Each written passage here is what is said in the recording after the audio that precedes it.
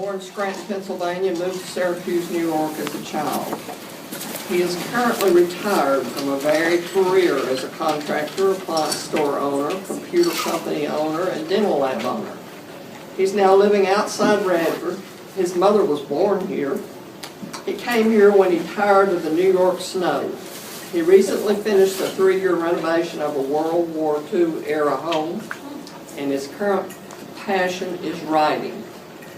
Please welcome him to Rotary. Thank you very much. Writing a book is very difficult. You might have heard that. And I've always wanted to do it, so I finally started to do it. And once I finally finished it, I thought I was pretty much done. But then I realized that proofreading was even harder, and that took more work. And then getting it up on Amazon, Barnes & Noble, and the Apple iBook store was even more work. Very, very difficult.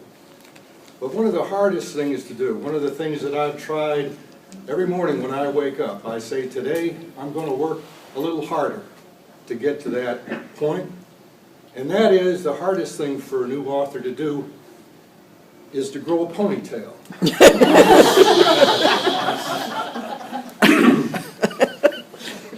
Sure, I know how to ride, I assured the pretty blonde girl. Truth is, I never rode a horse in my life, but she was so damn pretty and looked so sexy as she rode up to the White Birch Camp that evening I was there to help my dad cut the trees for firewood for the hunting season. He had guns and stuff, but he never really hunted in my lifetime. He just liked going out into the woods and cutting trees up for firewood, and he rarely cut live trees. We were working on some things in the yard when 2 girls rode up on horses. This was odd for several reasons. It was the first time anyone came to the camp on horseback, and it was the first time one, much less 2 girls, came to the camp for any reason. The blonde about my age was very pretty, a real beauty. The other girl was her younger sister and of no interest to me. I had driven by their house 100 times on my way to and from the camp and never saw either one of them. My guess is their dad probably kept them hidden. We talked for a bit, and then one my age, Debbie, said, "Do you ride?" I assumed she meant horses, so I said, "Sure, a lot." "Why don't you stop by after dinner? We'll take a nice evening ride," she said. "Sure, what time?" "How about 7? I'll be there." They left, and I must say that a pretty girl in tight jeans with a blonde ponytail riding away from you on a horse is a sweet sight to see. "Have you ever ridden a horse before?" my dad asked. "Yeah, sure, down on the farm, remember? That horse bucked you off before you got 2 feet, he said. "No, I rode it from the barn to the gate, to the field, and then it bucked me off." "Your cousin was holding the reins and you got to the gate." Point taken, but I had a plan. Did I mention how pretty she was? I arrived at their farm at the end of the road leading to the camp about 6:30 and knocked on the door. "You're early, we haven't finished dinner yet." "Come on in," her mother said. "I'm sorry to be early. I'll go wait in the barn and look at the horses," I said.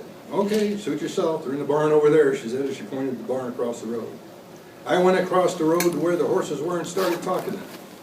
"Look, I really like this girl and want to make a good impression on her, so if you guys would help me out, I'd appreciate it." I says I gave each of them a carrot. I stroked their heads and did everything I could to ingratiate myself with them. Yeah, I said I had a plan. I didn't say it was good. Debbie came out after dinner and asked me which horse I liked. I realized now that she knew I didn't know horses, but she was trying to be kind. "I like this one," I said, pointing to the one that looked the most friendly. "She's a bit headstrong. You may be better off with this one," she said, pointing to another one. "She's gentle and easier to ride." "No, that's okay. This one will be fine," I said. I couldn't let her think I needed a gentle horse. I tried to help her saddle horses. It became increasingly obvious that I didn't know what I was doing. "You sure you want that horse?" she asked yet again. "Sure as can be," I said.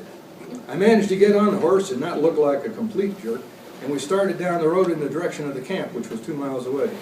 Then after a bit, just when I thought I had a handle on this horse riding thing, Debbie took off in a gallop. Apparently, my horse took this as a challenge. It did not like losing. And we took off in hot pursuit, caught up with him, passed him at great speed, and kept right on going. Nothing I tried would slow that damn horse down, so I just held on and waited for the end to come. I watched the rough rocks in the road flashing by, and visions of flying through the air like down at the farm filled me with dread. My horse got tired after what seemed like forever, and slowed down enough to let Debbie catch up with us, grab the reins, and brought us to a stop.